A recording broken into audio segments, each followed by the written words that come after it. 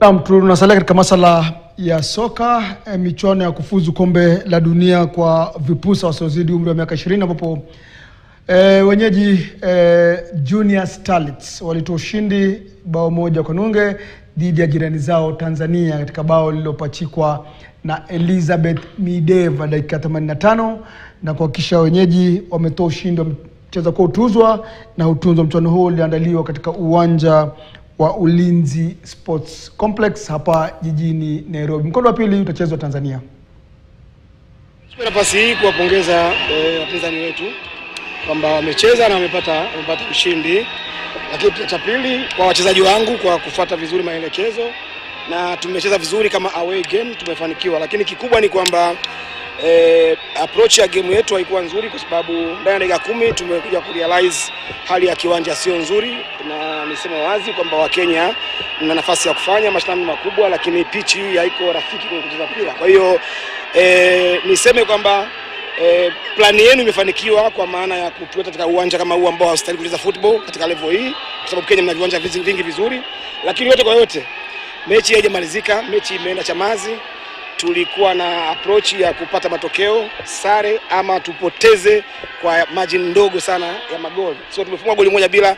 So I'm happy kwamba I'm sure tunakwenda kurudisha ile goli moja na kupata matokeo mazuri. Kwanza tunakwenda kwenye surface nzuri, kwenye pitch nzuri ambayo kila mmoja anafahamu tunacheza mpira mzuri. Nimesema Kenya sio kwamba hamna pitch nzuri, but nimefanya kusudi kwenye jambo ambacho mmekifanya. So that is fine kwamba mmepata goli moja bila, lakini to me na miashua haliwezi kumpeleka sehemu ile goli kwa sababu timu yangu haikucheza katika kiwango chake kwa sababu ya pichi si nzuri na pichi ni mbovu. So tunakwenda katika pichi nzuri ya Chamazi, kila mmoja anaifahamu. Goli 1-0 kwa timu yangu ni goli dogo sana. Kwa hiyo tunakwenda kurudisha ile goli na kuna matokeo mazuri. First tunashukuru God kwa point 3. Tulikuwa home, tulikuwa tuna chase for maximum point. Tunashukuru God tumeipata.